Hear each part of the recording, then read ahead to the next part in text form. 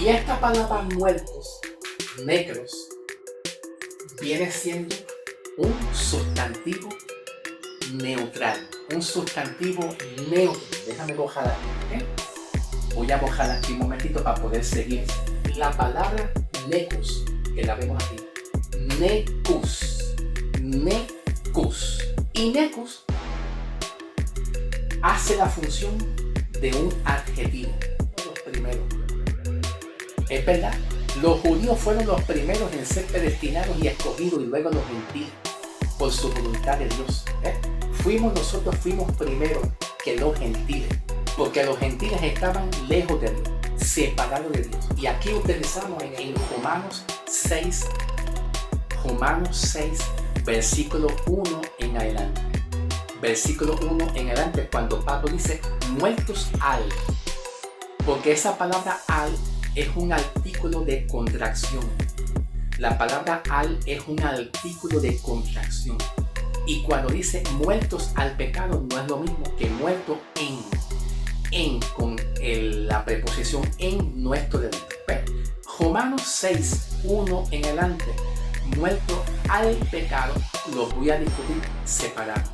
Un tema aparte por separado, no es ahora, ¿ok? Es muy diferente, pero es aparte. Vamos a la pizarra. Vamos a la pizarra en el nombre del Señor. Gloria a Dios. La palabra muertos, viene del griego necros. La palabra muertos viene del griego que tiene que ver con la palabra muertos. ¿Ok? Y esta palabra muertos, negros, viene siendo un sustantivo neutral. Un sustantivo neutro. Déjame mojar aquí, ¿ok? Voy a mojar aquí un momentito para poder seguir y continuar escribiendo. Viene siendo un sustantivo neutro. Un sustantivo.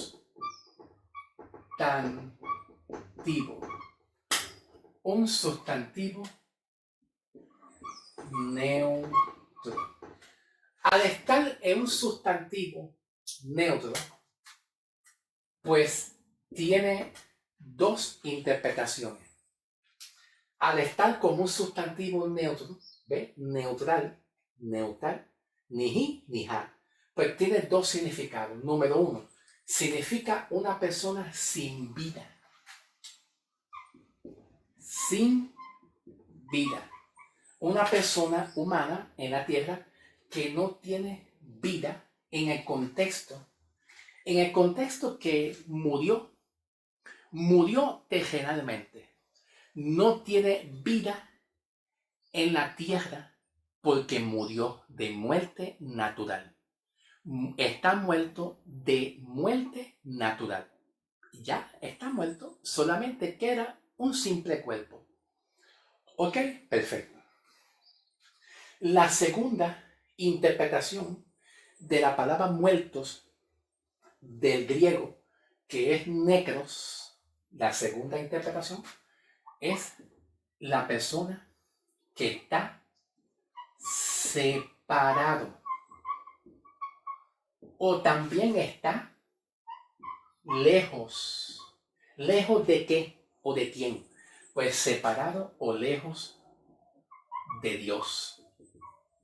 Separado o lejos de Dios. ¿Ok? Tiene vida en la tierra, respira, es un ser pensante, toma decisiones, puede tomar decisiones equivocadas o buenas, como quiera, pero está separado y lejos de Dios. Esto es algo bien parecido. Voy a hablarles a ustedes una parábola, ¿ok? Una parábola. ¿Se acuerdan de la parábola del hijo pródigo? En el libro de Lucas, creo que es 15 algo, 15, 20 o 21, no me acuerdo bien. Lucas, la parábola del hijo pródigo. La parábola del hijo pródigo se dice que el hijo le pidió al padre, dame la herencia que me pertenece. Dame la bendición y la herencia que me pertenece. Y el padre le dio la herencia que le pertenece, toda la herencia completa se lo dio al hijo. Y el hijo se fue fuera de su padre. Salió fuera de su padre, se fue bien lejos y empezó a malgastar la herencia. Y se vio muy triste y hambriento porque empezó a tener hambre y necesidad. El hijo más adelante empieza a reflexionar. O sea que no estaba muerto como un cadáver. Porque esa palabra muerto como un cadáver da la idea de entender que el cadáver es un cuerpo. ¿Ves? El cadáver es un cuerpo. Es cuerpo. Un cuerpo simple que no tiene vida. No tiene vida en la tierra y no tiene la vida de Cristo. Es un simple cuerpo nada más. Eso es un cadáver. Vemos que el hijo no es un cadáver porque fue un ser pensante y reflexionó. ¿Viste? Reflexionó y dijo, yo iré a mi casa de mi padre porque allí tantos jornaleros que hay, ¿verdad? Y tantas bendiciones, tantas riquezas. Yo estoy por acá lejos de Dios. Pues fue un ser pensante. Y luego el hijo volvió a su padre, a la casa. Entonces el padre lo vio desde lejos, así dice la parábola. Lo vio desde lejos y lo abrazó. Pero entonces quiero decir, de acuerdo a esta parábola, escúchenme bien porque quiero que entiendan que no es lo mismo una enseñanza doctrinal en cuanto al evangelio, no es lo mismo que una parábola. Una parábola significa un ejemplo, ilustración y ejemplo que Jesús da para llevar un mensaje espiritual a los judíos, a los discípulos. Esos son parábolas, ilustraciones y ejemplos que el Señor toma de la vida real, ilustraciones que el Señor hace, ¿verdad? Y produce para que les sirva de enseñanza y de ejemplo. Ejemplo, reflexión, amonestación, y reflexión también, como quiera. Pero que una parábola no es una doctrina en cuanto a una enseñanza verdadera del Evangelio. Es una simple parábola de un ejemplo. Perfecto. ¿Okay? Ahora, vemos aquí también que de la palabra necros, hay un complemento. Un complemento más que sale de ahí mismito. Y es la palabra necus, que la vemos aquí. Necus. Necus. Y necus significa cadáver. Significa cadáver. Y aquí la interpretación de cadáver es simplemente un cuerpo. Un cuerpo que está ahí sin vida. Y es ahí cuando muchos creyentes interpretan la palabra muerte hacia los pecadores y lo comparan como un cadáver en el contexto, en el sentido y el contexto de que el pecador no oye a Dios. Dios hablando de, ven a Cristo, lo que tú haces está mal. Y los pecadores están, no. Ellos responden, ellos hablan. Ahora, vamos a estudiar y analizar el contexto. El contexto de Efesios 2, versículo 1 en adelante. Si analizamos bien Efesios 2, comenzando del 1 en adelante, se dice, ¿verdad? Vamos a ver aquí, comenzando desde el capítulo 1 también. Sí, comenzando desde el capítulo 1 también de Efesios, versículo 3 en adelante. Se dice, nos bendijo. Dios nos bendijo. ¿Ok? Significando que Pablo está dando un mensaje aquí, que el que creyó a Dios, fuimos bendecidos. Pero el pecador todavía no está bendecido hasta que acepta a Cristo. ¿Ok? El pecador que está muerto en el delito de pecado no está bendecido hasta que crea y acepta a Cristo. Dice, nos bendijo. Dice aquí, versículo 4, nos escogió. Nos escogió. Fuimos elegidos. Hay una elección. Nos escogió. ¿Entiendes? Tanto a judíos, primero a judíos, la circuncisión judía y luego a los gentiles.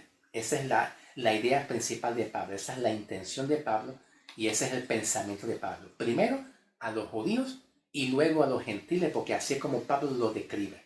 Y termina diciéndolo así, lo termina diciendo aquí en el versículo 13.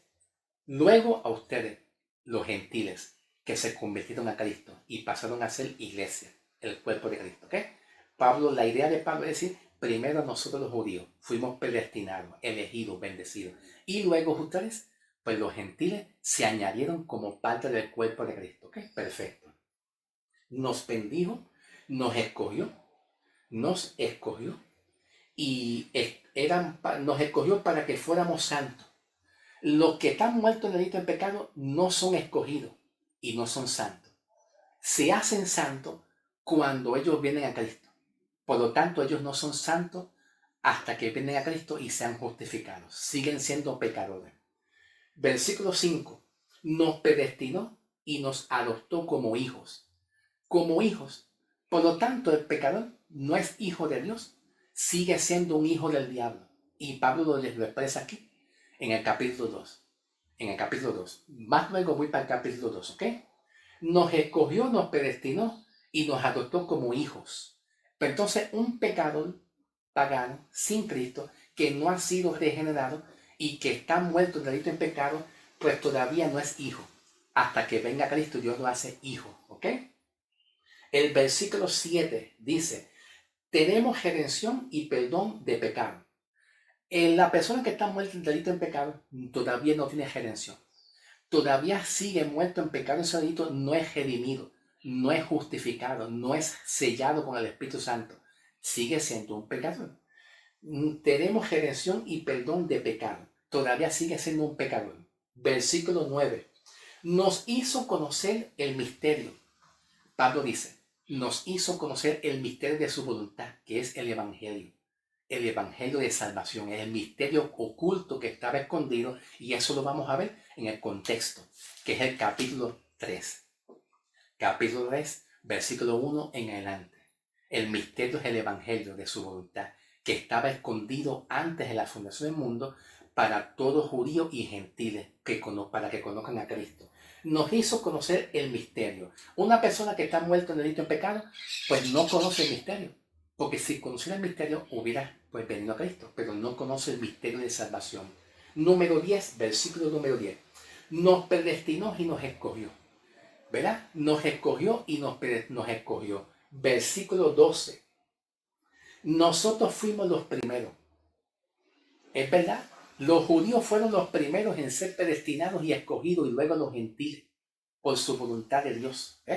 Nosotros fuimos primero que los gentiles, porque los gentiles estaban lejos de Dios, separados de Dios. Y aquí utilizamos en el griego la palabra griega que es horis. Horis, que significa separado. Separado de Cristo. Separado de Cristo. La palabra horis del griego. ¿Ok?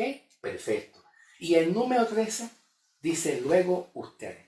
Eso es un ejemplo básico de lo que es ser muerto en delito y en pecado. Un ejemplo básico de lo que es estar y ser muerto en delitos y en pecado. Bien, perfecto.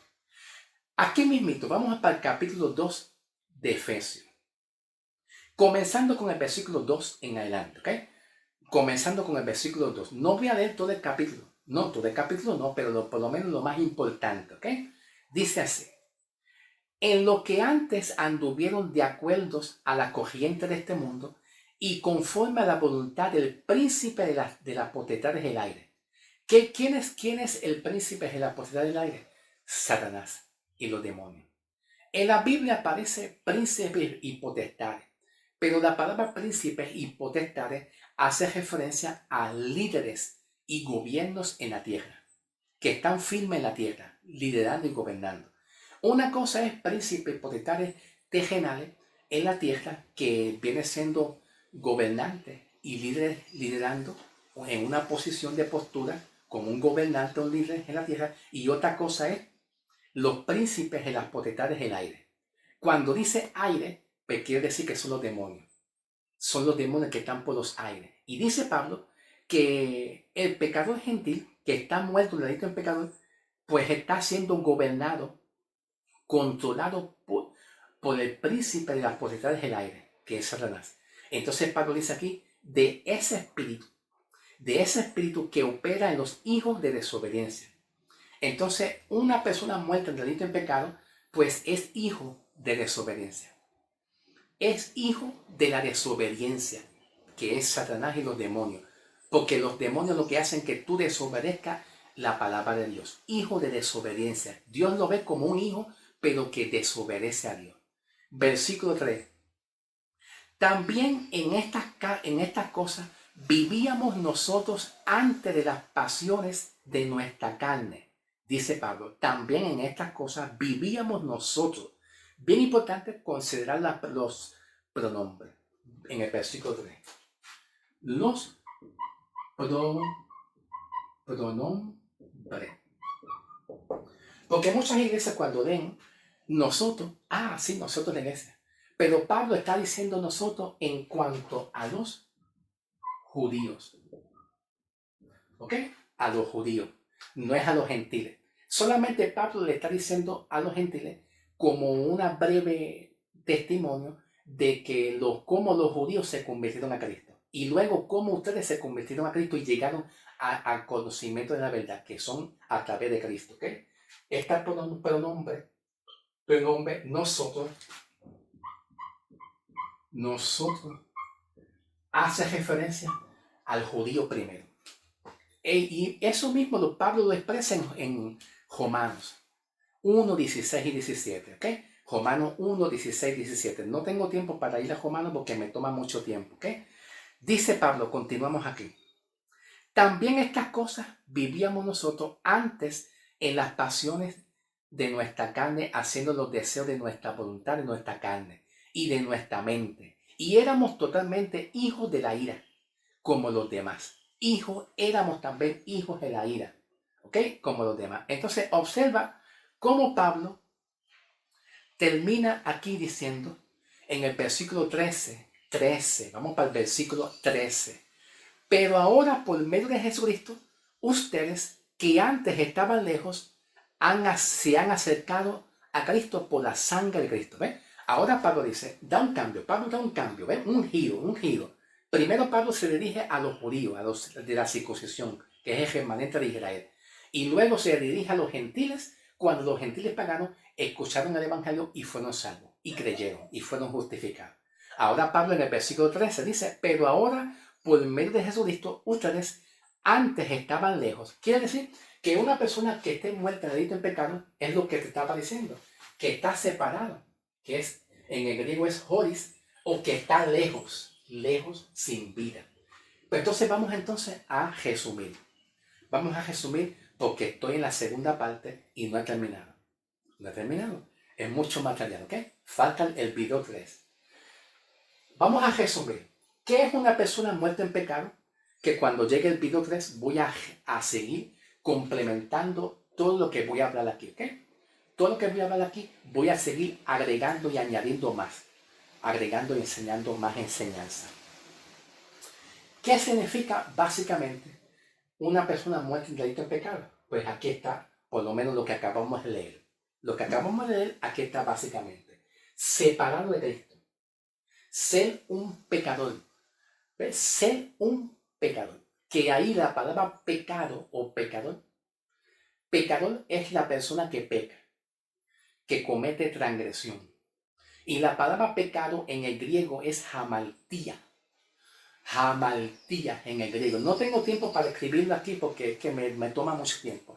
Pero es hamaltía. Y hamaltía revela que viene siendo la palabra pecado. Hamaltía viene siendo la palabra pecado, pero como un estado.